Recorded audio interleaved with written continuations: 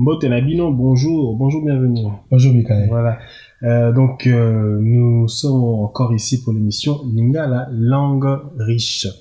Et donc cette émission a pour but de répondre à la question: est-ce que le Lingala est une langue pauvre? C'est une question que les gens se posent beaucoup, même quelque chose que les gens croient souvent. Ouais. Bienvenue. Ils sont même convaincus. Voilà. Donc maintenant, nous, là, on est déjà au 3e épisode. On est là pour vérifier si vraiment le Lingala est une langue pauvre. Et cette fois-ci, on va prendre donc le vocabulaire informatique. Alors, bienvenue. Est-ce qu'on peut chercher, par exemple, dans le dictionnaire de Kawata HMTM, que je vous recommande, Lingala français, de Kawata HMTM, Bago, il y a Lingala, dictionnaire de Lingala. Vous aurez les références dans la vidéo à la fin. Est-ce qu'on peut chercher un terme d'informatique pour voir si ça existe en Lingala? Oui, on va chercher. Et il faut savoir que Kawata a fait un grand travail pour le Lingala. Maintenant, il a déjà les ancêtres. Mais il nous a laissé quelque chose de très important parce qu'il a récolté les travaux que les différents Congolais, chacun faisait dans son coin, au niveau de la technologie ou de la chimie ou des sciences. Et Kawata a mis ça ensemble. C'est vraiment là où il est qu'il veille sur nous. Nous lui sommes très reconnaissants. Mais je disais que ça aussi, on doit avoir l'habitude d'aller chercher dans le livre. Quand on te dit comment tu vas appeler ordinateur en Lingala, avant de commencer à chercher à créer ou à faire ceci, tu vas dans les dictionnaires, tu regardes. Peut-être qu'on a déjà résolu les problèmes. Par exemple, là, comme c'est le cas, ordinateur. Donc, je vais dans la partie française, je vois, ordinateur. Donc, ordinateur. Et ça, là, Mangola, Massini. Il propose 3 choses.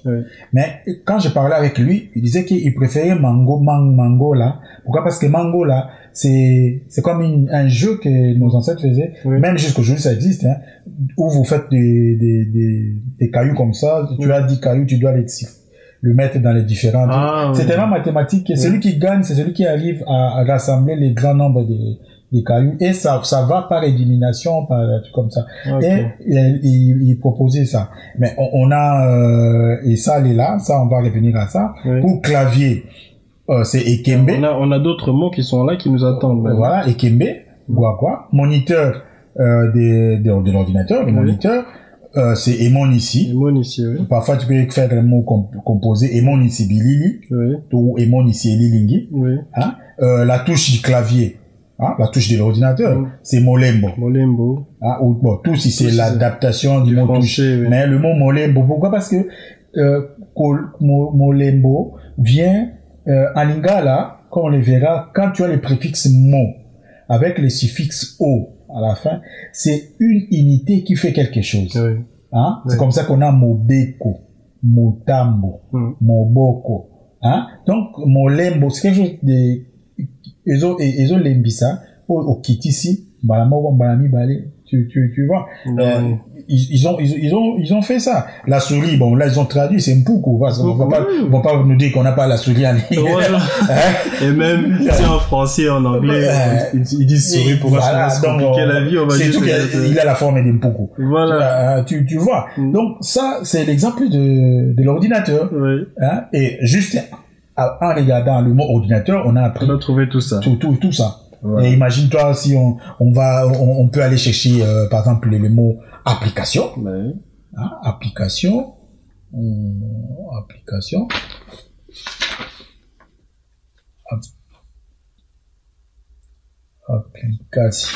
C'est ici. Voilà. Ekela. Moussala. Ça, c'est le mot application en général. Moussala ou Ekela. Logiciel, donc Ekaniselo. Là aussi, donc, on revient à la chose. Ça veut dire que c'est quelque chose qui est mis en place pour réfléchir. C'est là où on réfléchit. Et c'est là, Kanisaka. L'application, en fait, c'est, tu vois. Tu vois le fruit de la réflexion.